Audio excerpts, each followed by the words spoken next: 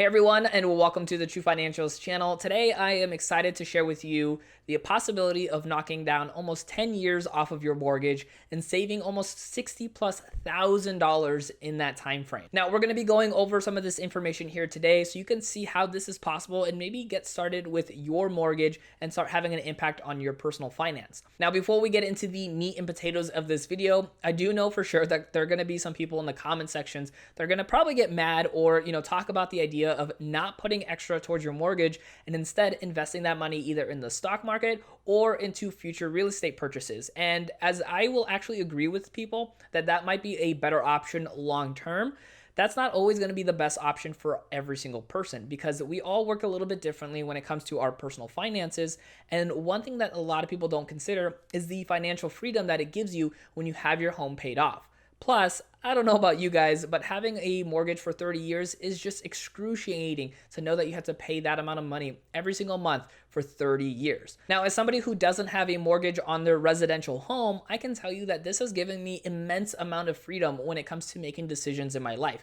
Whether it's with a job, whether it's with family, whether it's with just money in general, I've had so many opportunities to make decisions on my own without the necessity of having to think about paying a mortgage every single month. So again, for those watching this video and saying that it might be a dumb idea to put extra money towards your mortgage, I just got to tell you that honestly, every single person is going to be different. And if you're somebody who's maybe a little afraid to start investing in the stock market or start investing into real estate, this might be an option for you to start saving some extra money instead of having to pay all this extra interest in 30 years. Now, of course, I do recommend if over time you start learning about investing with the stock market and real estate, because those will give you additional tools in the future to help kind of get you started in building a lot of wealth. But until then, I hope this video gives you some insight on the possibility on saving money from your mortgage and not giving the bank all of the money that you have. So now let's go ahead and let's hop onto the computer so I can show you how you could potentially knock off 10 years off of your mortgage. All right, so here on the computer screen, I already plugged in some information. We're just gonna go with some basics here.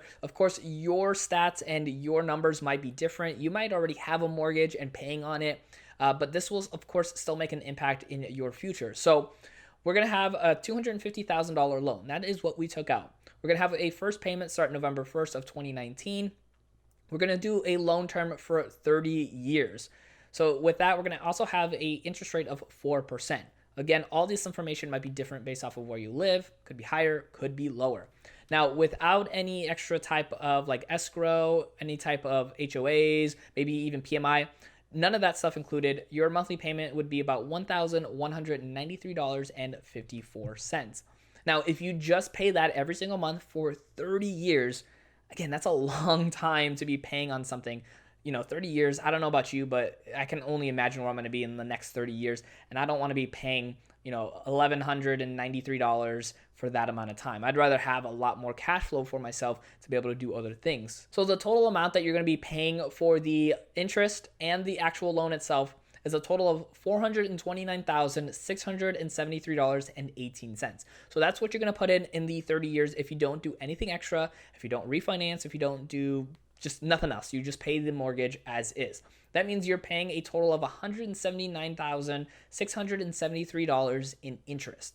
It's quite a bit of interest. It's not bad when you consider the fact that, of course, you can be doing other things with this money if you're not going to be putting it extra towards the mortgage. But again, that's not going to work out for everybody. Some people are a little afraid to go through that process, but this is a lot easier for people and it's more simple to kind of just get started and implement. And if you do this automatically, which we're going to get into here, this can really go a long way. All right, so we're going to hit continue here. And in the next section, it's going to ask us how much do we want to put extra towards the principal. Now we get to choose if we want to do it one time, monthly, quarterly, or yearly. Now I like the idea of paying extra every single month instead of once a year or once a quarter, because the sooner you can get that money into the principal and lower it down, the less you're going to be paying in interest. So if you're trying to do it maybe once a year around tax time, at least that's good. But if you can do it once a month, ideally that's going to be even better for you. So what we're going to do is we're going to do the monthly. Now in this scenario, we're actually going to show that we're going to start the extra payments at the same time that we're actually starting the loan. So again, this might be different for you based off of how long you've already had the loan,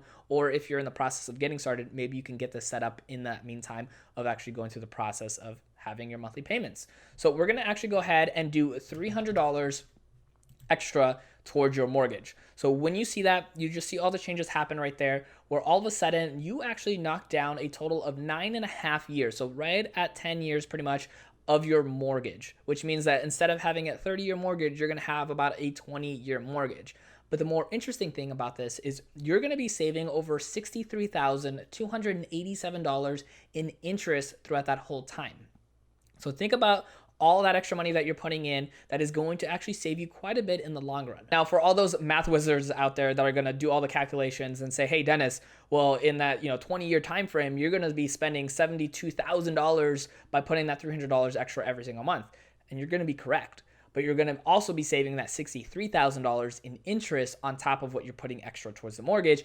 And what a lot of people don't take into consideration is you're going to have 10 years of no payments on this house. Almost 10 years of not having to pay, $1,100, $1,200 plus on this loan. So you got to think about that as well too. Not just the idea of it saving you time, not just the idea of saving you interest, not just the idea of not having a mortgage, but everything combined together really has an impact for somebody who wants to be financially free. Whether you want to go travel the world, maybe you want to just not have to deal with a mortgage, maybe you want to do other things for your future that don't involve having to deal with a monthly payment for a house. And so for a lot of people, that can be financial freedom at the easiest route for them because, again, maybe they're afraid to invest in the stock market. Maybe they're afraid to invest in real estate. I do encourage, if possible, to go through the process of learning those things. But in the meantime, if this helps you get started to save money, to save time off of your loan, I would encourage it. And the other big thing about this too is it's only $300 in comparison to what some people can be making and have an impact for other things. So if maybe you have some extra income on top of the $300 that you're putting in, you can also be investing some extra money or saving some extra money for a future house and not just doing this. Like a lot of times you can do both. You can do multitasking in a lot of different forms. People save for retirement and they also save for college for their kids. Some people will save, to pay on extra on their house, but then also save for a secondary house or saving towards investing in the future in the stock market. You can do these things, in the same time frame, not only one or the other. Now, again, I know a lot of people are going to mention, well, Dennis, if you take that money and invest it in the stock market, you're going to get a lot more money. And like I said, that is definitely going to be true. And I want to show you that too. So I'm not showing you one side of the coin and not the other, because of course I want to show you all opportunities and, you get to make that decision of what's going to be the easiest path for you to take, so that way you can at least get started. And again, you can always change things up. You can always stop investing in the market, or you can stop investing extra into your mortgage and put that towards investing if you feel more comfortable, whatever you want to do. But if you're kind of at least moving forward, taking one step forward towards more financial freedom, that makes me happy. And that's kind of the goal of these videos. So now here on this website, I brought up all the information to be able to plug in to see how much that $300 in a span of 20 years at an average rate of 8% in the market, which is a little bit less than the average, just because I want to be a little bit more conservative with these numbers, will actually equal out quite a bit more than what you're going to save in interest. So if you start off with investing $300 a month with a starting balance of zero, because that's kind of what we're going to go off of here, you're going to have an ending balance of $170,699. $72,000 of that is going to be what you put in, which is the same that you would put in for the house. But you would come out with an interest of $98,700 versus like the $63,000 that you would have had with the house interest that you're saving off of. One thing you got to consider too, though, of course, is with investing, if this is in like a taxable account, you are going to get taxed on it. So you got to take those kind of pieces of information into consideration, because a lot of people that are talking about investing money instead of putting it towards a mortgage don't talk about the taxes that come along with it as well. So keep that in mind. So one thing you really have to consider as well too, of course, is that, investing is never a guarantee. So I never want to like say, hey, that's a guarantee you're going to get that, 98,000 instead of the 63,000 in savings, so consider that as well, because that can make a big factor for people. And obviously, if you look at the stock market, on average, it's returned about 8 to 10%. And, even though there's down years and up years, on average, that's what it comes out to.